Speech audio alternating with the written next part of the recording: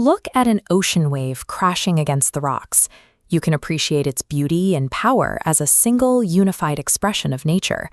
Or you can calculate the hydrodynamics of its billions of water molecules. Both views are entirely true, but they serve completely different purposes.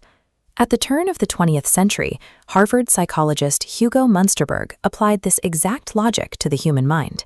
In his book, Psychotherapy, he argued that to save mental healing from vague mysticism, we had to draw a strict boundary around how doctors actually view their patients. Munsterberg defined two frameworks. The first is the purposive view. This is how we interact in daily life. We treat a person as a unified subject with goals, values, and a will. This is the natural domain of the minister, the historian, and our everyday relationships. The second is the causal view. Here, you observe that exact same mind, not as a person making choices, but as an object. You break it down into structural elements, sensations, memories, and impulses, governed strictly by physical laws of cause and effect. When a physician approaches a neuroses through moral judgment, they are attempting to use the tools of ethics on a problem of biological adjustment. This category error muddles the clinical process, treating a mechanical breakdown in the brain as if it were a failure of character. To engineer a scientific cure, the physician must leave the purposive view at the clinic door.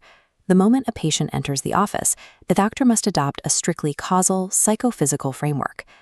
In the physical universe, atoms endure through time. They move across space, collide, and transfer their energy, creating an unbroken chain of cause and effect. A mental state is entirely different. Human ideas, emotions, and memories do not exist in space, and they possess no physical mass to bump into each other. Furthermore, consciousness is fleeting. A memory is not stored as a permanent object in some hidden layer of the mind, waiting to be dug up. Every recalled idea is a completely new, instantaneous creation that flashes into existence and then vanishes entirely. This creates a logical paradox. Because mental states do not persist over time, they cannot possess strict causal necessity. Technically, one thought cannot directly cause the next in a vacuum, because the material of the first thought no longer exists. To solve this, science relies on the postulate of psychophysical parallelism to establish reliable causal rules for psychotherapy. The rule states that every mental event must be treated as the direct accompaniment of a physiological process in the brain. Therefore, to explain the mind causally, we are forced to map all subjective psychology directly onto the physical mechanics of the nervous system. Take the foundational psychological concept of association. If you smell a specific chemical, that scent almost immediately triggers the name of its name. When you first encounter a smell and its name together, two distinct locations in the brain fire simultaneously, an olfactory node and an auditory node. When these cells fire simultaneously, the connecting fiber between them undergoes a structural change and widens. This creates a path of least resistance, a permanent biological alteration in the brain's routing system. Because of this altered routing, a future stimulus to just one of those nodes, like smelling the chemical years later, will automatically force energy down that specific channel, triggering the auditory node to fire the word into your consciousness. What we experience subjectively as a flowing train of thought is, objectively, the routing of physical energy through these altered anatomical switchboards. Historically, the brain was viewed as a passive reservoir for incoming sensory stimuli, a place where thoughts simply sit idle until called upon.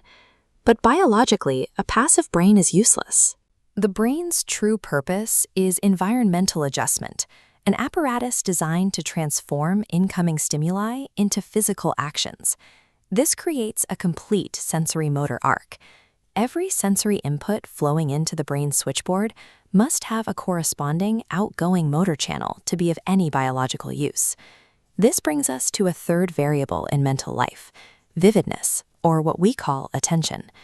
The vividness of any idea is directly linked to the availability of these motor channels. An idea only becomes vivid in your mind if its corresponding motor channel for physical discharge is open, naturally blocking opposing channels. Conversely, if an action is blocked, its associated ideas lose energy and fade from consciousness. Mental focus, distraction, and suppression are not mystical acts of willpower. They are the literal, physical opening and closing of motor discharge pathways in the brain. This physiological framework defines mental illness as a severe disproportion of normal mental features. Every symptom, from a paranoiac's misjudgment to a melancholic's depression, exists in the healthy mind in smaller, balanced quantities. Disease begins where these ratios interfere with the requirements of life. This dismantles the clinical myth of functional illnesses, conditions like neurasthenia, phobias, or hysteria. These were historically labeled purely psychological because no physical brain damage could be seen under a microscope. Because psychological function perfectly mirrors physical structure, all functional mental diseases represent organic structural changes, even if our instruments aren't sensitive enough to see them. This is where applied experimental psychology enters the medical clinic. It provides a way to map these invisible structural changes without needing a physical scalpel. The word association experiment serves as a primary diagnostic tool. By prompting a patient with words and recording their responses, the physician can expose hidden neural pathways and map the patient's mental inventory. The critical metric here is time. Measuring the reaction speed to the fraction of a second reveals abnormal neural resistance, associative blocks, or deep-seated fixations that the patient themselves might not be aware of.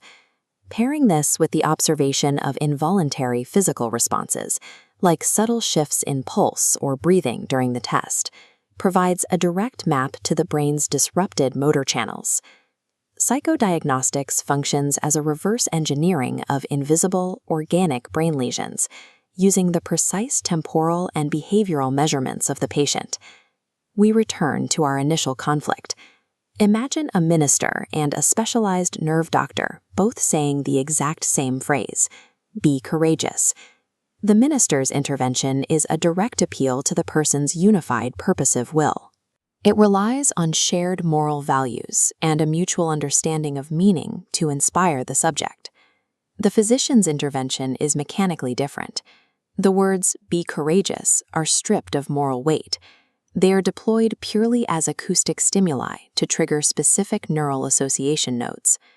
For the scientific psychotherapist, dialogue and suggestion are precisely calibrated psychophysical tools.